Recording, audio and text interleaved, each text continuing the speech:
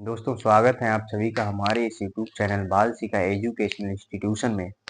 दोस्तों high school और 12th के एक बोर्ड एग्जाम शुरू होने वाले हैं। तो आज हम लेके आए हैं क्लास 12th केमिस्ट्री के मोस्ट इम्पोर्टेंट ऑब्जेक्टिव क्वेश्चन। चलिए दोस्तों पहले क्वेश्चन की ओर चलते हैं। पहला क्वेश्चन है षटकोणीय आध्य क्रिस्टल का उदाहरण है। षटकोणीय आध्य क्रिस्टल का उदाहरण है तो इसका आंसर हो जाएगा दोस्तों सीडीएस। सीडीएस अर्थात कैडमियम सल्फाइड षटकोणीय आध्य क्रिस्टल का उदाहरण है तो इसका आंसर हो जाएगा दोस्तों सीडीएस अर्थात कैडमियम सल्फाइड। दूसरा क्वेश्चन है घनीय क्रिस्टलों में अक्षीय दूरियां अथवा कोर की लंबाई होती है। घनीय क्रिस्टलों में अक्षीय दूरियां अथवा कोर की लंबाई होती है तो इसका आंसर हो जाएगा दोस्तों ए बराबर बी बराबर सी। तीनों लंबाइयां बराबर होती हैं। घनीय क्रिस्टलों में तीनों लंबाइयां बराबर होती हैं। ए बराबर बी बराबर सी। अगला क्वेश्चन है दोस्तों तीसरा, किसमें प्रति एकक कोशिका परमाणुओं की संख्या 2 होती है। किसमें प्रति एकक कोशिका परमाणुओं की संख्या 2 होती है तो इसका आंसर हो जाएगा दोस्तों अंतः केंद्रित घनीय एकक कोशिका। अंतः केंद्रित घनीय एकक कोशिका।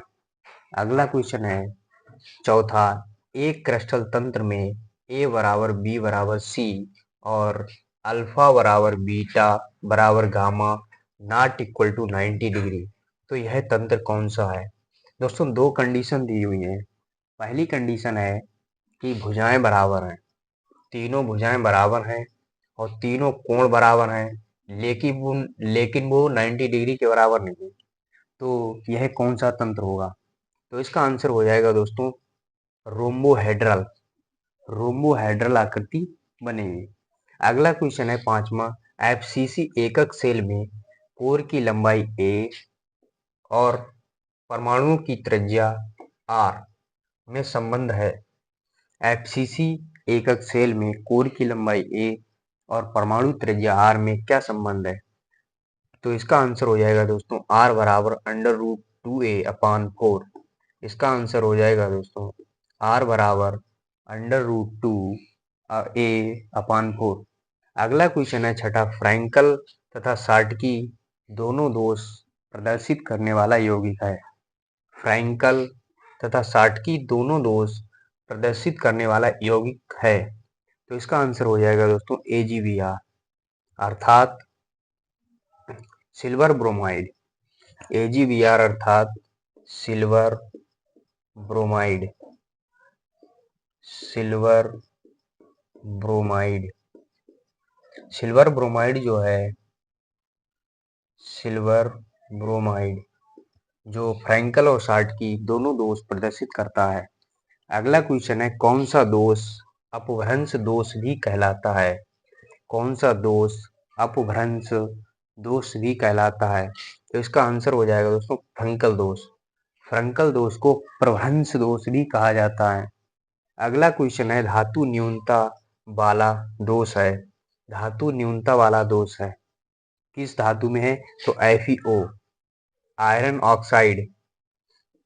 Iron oxide iron oxide iron oxide में धातु न्यूनता दोष पाया जाता है। अगला क्वेश्चन है दोस्तों कौन सा अणुसंघ गुणधर्म है। कौन सा अणुसंघ गुणधर्म है। परासरण दाब जो है वो अणुसंघ गुणधर्म है। तो परासरण दाब जो है अणुसंघ गुणधर्म है। अगला 10वां क्वेश्चन है दोस्तों किस सूत्र द्वारा मोलल उन्नयन स्थिरांक Kb की गणना की जा सकती है। किस सूत्र द्वारा मोलल उन्नयन स्थिरांक Kb की गणना की जा सकती है तो इसका सूत्र हो जाएगा दोस्तों डेल्टा टीवी बराबर Kb गुणा स्मॉल w गुणा 1000 बटे कैपिटल M गुणा कैपिटल W। इस सूत्र से मोलल मोलल उन्नयन स्थिरांक Kb की गणना की जा सकती है। अगला क्वेश्चन है दोस्तों 11वां, सबसे कम वाष्प दाब वाला विलयन है। सबसे कम वाष्प दाब वाला विलयन है तो इसका आंसर हो जाएगा दोस्तों 1 मोल सुक्रोज, 1 एम सुक्रोज। अगला क्वेश्चन है 12वां, वाष्प दाब में अवनमन सबसे अधिक किसमें होता है? वाष्प दाब में अवनमन सबसे अधिक किसमें होता है? इसका आंसर हो जाएगा दोस्तों 0.1 एम BaCl2, 0.1 मोल BaCl2। अगला क्वेश्चन है 13वां, किसके जलीय विलयन का क्वथनांक सर्वाधिक होगा? किसके जलीय विलयन का क्वथनांक सर्वाधिक होगा? तो इसका आंसर हो जाएगा दोस्तों 1% CaCl2, 1% CaCl2। अगला क्वेश्चन है 14वां, हिमांक का अपनमन सीधा समानुपात दर्शाता है। हिमांक का अपनमन सीधा समानुपात दर्शाता है। तो इसका आंसर हो जाएगा विलयन की मोललता। हिमांक का अवनमन विलयन की मोललता पर सीधा समानुपात दर्शाता है। अगला क्वेश्चन है 15वां, न्यूनतम हिमांक वाला विलयन, न्यूनतम हिमांक वाला विलयन है। तो इसका आंसर हो जाएगा दोस्तों पोटेशियम सल्फेट। पोटेशियम सल्फेट जो है न्यूनतम हिमांक वाला विलयन है। अगला क्वेश्चन है, कौन सा संबंध विलयन के परासरण दाब को दर्शाता है? कौन सा संबंध विलयन के परासरण दाब को दर्शाता है? तो इसका आंसर हो जाएगा दोस्तों π/c बराबर RT। यह संबंध जो है विलयन के परासरण दाब को दर्शाता है। अगला क्वेश्चन है 17वां, किसका परासरण दाब सर्वाधिक होगा? किसका परासरण दाब सर्वाधिक होगा? इसका आंसर हो जाएगा दोस्तों 1 एम NH4 का whole thrice PO4, 1 M NH4 का होल थ्राइज PO4। अगला क्वेश्चन है 18वां, किसी भी इलेक्ट्रोड का इलेक्ट्रोड विभव निर्भर करता है।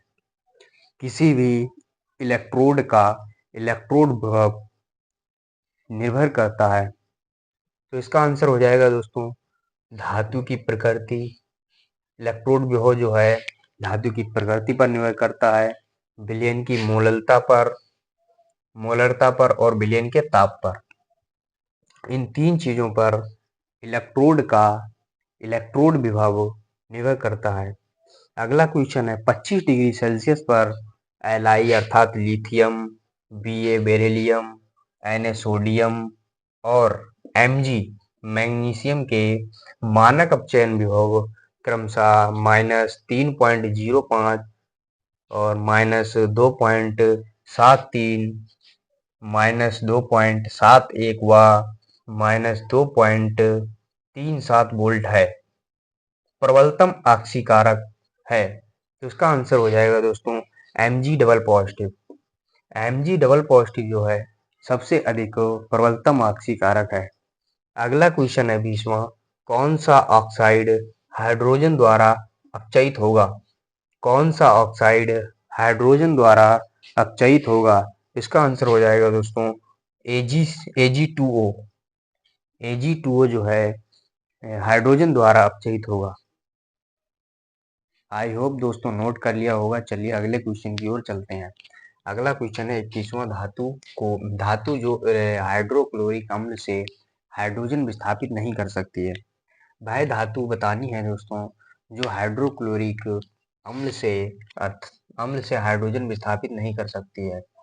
तो इसका आंसर हो जाएगा दोस्तों कॉपर, Cu धातु जो है हाइड्रोक्लोरिक अम्ल से हाइड्रोजन विस्थापित नहीं कर सकती है। अगला क्वेश्चन है तनुता बढ़ाने पर विशिष्ट चालकता बढ़ती है या घटती है? तो इसका आंसर हो जाएगा दोस्तों घटती है। तनुता बढ़ाने पर विशिष्ट चालकता घटती है। अगला क्वेश्चन है 23वां, विशिष्ट चालकता की इकाई क्या है? इकाई अर्थात मात्रक। विशिष्ट चालकता की इकाई क्या है? तो इसका आंसर हो जाएगा दोस्तों centimetre inverse ohm inverse, centimetre inverse ohm inverse. अगला क्वेश्चन है वेग स्थिरांक ताप बढ़ाने पर बढ़ता है घटता है? इसका आंसर हो जाएगा दोस्तों बढ़ेगा। ताप बढ़ाने पर वेग स्थिरांक बढ़ेगा। अगला क्वेश्चन है दोस्तों H2 plus Cl2 gives 2HCl. H2 plus Cl2 gives 2HCl. शून्य कोटि की अभिक्रिया है। अगला क्वेश्चन है 26। शून्य कोटि की अभिक्रिया के लिए वेग स्थिरांक की इकाई क्या है? शून्य कोटि की अभिक्रिया के लिए वेग स्थिरांक की इकाई क्या है? तो इसका आंसर हो जाएगा दोस्तों mole litre inverse time inverse. Mole litre inverse time inverse. अगला क्वेश्चन है 27।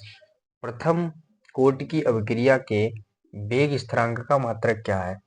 प्रथम कोटि की अभिक्रिया के वेग स्थिरांक का मात्रक क्या है? तो इसका आंसर हो जाएगा दोस्तों सेकंड इनवर्स। अगला क्वेश्चन है 28। प्रथम कोटि की अभिक्रिया में अर्धभाग के पूर्ण होने में लगा समय टी हाफ उसकी सांद्रता पर निर्भर नहीं करता है। प्रथम कोटि की अभिक्रिया में अर्धभाग के पूर्ण होने में लगा समय उसकी सांद्रता पर निर्भर नहीं करता है। अगला क्वेश्चन है प्रथम कोटि की अभिक्रिया के 50% पूरा होने में लगा समय होता है। प्रथम कोटि की अभिक्रिया में 50% पूरा होने में लगा समय होता है। तो जो समय होता है टी हाफ का 1.1 गुना होता है। प्रथम कोटि की अभिक्रिया में 50% पूरा होने में लगा समय टी हाफ का 1.1 गुना होता है। अगला क्वेश्चन है 30। कौन सा अधिशोषण की परिघटना पर लागू नहीं होता? कौन सा अधिशोषण की परिघटना पर लागू नहीं होता है? तो इसका आंसर हो जाएगा दोस्तों delta H greater than O greater than zero. Delta H greater than zero. अगला क्वेश्चन है दोस्तों 31। उत्प्रेरकों के लिए कौन सा कथन सत्य नहीं है? उत्प्रेरकों के लिए कौन सा कथन सत्य नहीं है? तो इसका आंसर हो जाएगा उत्प्रेरक अभिक्रिया को प्रारंभ कर सकता है। यह कथन जो है गलत है। उत्प्रेरकों के लिए कौन सा कथन सत्य नहीं है? उत्प्रेरक अभिक्रिया को प्रारंभ कर सकता है। यह कथन जो है उत्प्रेरकों के लिए सत्य नहीं है। अगला क्वेश्चन है किसी रासायनिक अभिक्रिया में उत्प्रेरक का प्रभाव को परिवर्तित करना होता है। तो किसी रासायनिक अभिक्रिया में उत्प्रेरक का प्रभाव सक्रियण ऊर्जा को परिवर्तित करना होता है। इसका आंसर हो जाएगा दोस्तों सक्रियण ऊर्जा। अगला क्वेश्चन है 33। प्लेटिनम उत्प्रेरक के लिए कौन विष का कार्य करता है? प्लेटिनम उत्प्रेरक के लिए कौन विष का कार्य करता है? तो इसका आंसर हो जाएगा दोस्तों AS2O3। AS2O3 आर्सेनिक ऑक्साइड जो है प्लेटिनम उत्प्रेरक के लिए विष का कार्य करता है। अगला क्वेश्चन है 34। जल गैस से मेथिल अल्कोहल के निर्माण में प्रयोग में लाया जाने वाला उत्प्रेरक है। जल गैस से मेथिल अल्कोहल के निर्माण में प्रयोग में लाया जाने वाला उत्प्रेरक है। इसका आंसर हो जाएगा दोस्तों CuO copper oxide plus ZNO zinc oxide plus Cr2O3 chromium oxide. अगला क्वेश्चन है कोहरा किस प्रकार का कोलाइडी निकाय है? कोहरा किस प्रकार का कोलाइडी निकाय है? तो इसका आंसर हो जाएगा दोस्तों द्रव में गैस। कोहरा द्रव में गैस का कोलाइडी निकाय है। अगला क्वेश्चन है 36वां धनात्मक कोलाइडी विलयन कौन सा है? धनात्मक कोलाइडी विलयन कौन सा है? इसका आंसर हो जाएगा दोस्तों SnO2। अगला क्वेश्चन है आर्सेनिक सल्फाइड के कोलाइडी विलयन के स्कंदन में सबसे प्रभावी विलयन कौन सा है? आर्सेनिक सल्फाइड के कोलाइडी विलयन के स्कंदन में सबसे प्रभावी विलयन कौन सा है? तो इसका आंसर हो जाएगा दोस्तों BaCl2। आर्सेनिक सल्फाइड के कोलाइडी विलयन के स्कंदन में सबसे प्रभावी विलयन BaCl2 है, बेरियम क्लोराइड। अगला क्वेश्चन है विस्फोटक यौगिक है। विस्फोटक यौगिक है NCl3 नाइट्रोजन क्लोराइड। अगला क्वेश्चन है, अमोनियम डाइक्रोमेट को गर्म करने पर कौन सी गैस निकलती है? अमोनियम डाइक्रोमेट को गर्म करने पर कौन सी गैस निकलती है? तो इसका आंसर हो जाएगा दोस्तों नाइट्रोजन। अगला क्वेश्चन है, निम्नलिखित में सर्वाधिक स्थायी है। निम्नलिखित में सर्वाधिक स्थायी है, तो इसका आंसर हो जाएगा दोस्तों NH3। अमोनिया जो है सबसे है। चलिए दोस्तों अगले क्वेश्चन की ओर चलते हैं। अगला क्वेश्चन है 41वां, हाइपो का सही सूत्र क्या है? हाइपो का सही सूत्र क्या है? तो इसका आंसर हो जाएगा दोस्तों Na2H2O3 dot 2H2O। Na2H2O3 dot 2H2O hypo का सही सूत्र है। अगला क्वेश्चन है 42, फ्लोरीन की ऑक्सीकरण संख्या क्या है? फ्लोरीन की ऑक्सीकरण संख्या कितनी है? तो इसका आंसर हो जाएगा दोस्तों -1। फ्लोरीन की ऑक्सीकरण संख्या जो है -1 होती है। अगला क्वेश्चन है, प्रबल विद्युत ऋणात्मक हाइड्रोजन है। प्रबल विद्युत ऋणात्मक हाइड्रोजन है, इसका आंसर हो जाएगा दोस्तों F2। F2 जो है प्रबल विद्युत ऋणात्मक हाइड्रोजन है। अगला क्वेश्चन है, हीलियम का प्रमुख स्रोत क्या है? हीलियम का प्रमुख स्रोत क्या है? Monazite sand. हीलियम का प्रमुख स्रोत मोनाजाइट सैंड है। अगला क्वेश्चन है, कोहरे को भेदने वाले लैंप में प्रयुक्त गैस होती है। कोहरे को भेदने वाले लैंप में प्रयुक्त गैस होती है। इसका आंसर हो जाएगा नियॉन, Ni। कोहरे को भेदने वाले लैंप में नियॉन गैस होती है। अगला क्वेश्चन है, रंगीन आयनों का निर्माण संभव होता है जब यौगिक में विद्यमान होते हैं। रंगीन आयनों का निर्माण संभव होता है जब यौगिक में विद्यमान होते हैं अयुग्मित इलेक्ट्रॉन। रंगीन आयनों का निर्माण तब संभव है जब यौगिक में अयुग्मित इलेक्ट्रॉन उपस्थित होते हैं या विद्यमान होते हैं। अगला क्वेश्चन है, प्रतिचुंबकीय आयन कौन सा है? प्रतिचुंबकीय आयन Zn डबल पॉजिटिव प्रतिचुंबकीय आयन है। Zn डबल पॉजिटिव प्रतिचुंबकीय आयन है। अगला क्वेश्चन है, अनुचुंबकीय यौगिक कौन सा है? अनुचुंबकीय यौगिक कौन सा है? इसका आंसर हो जाएगा दोस्तों FeSO4। Iron sulphide, iron sulphate, iron sulphate जो है अनुचुंबकीय यौगिक है।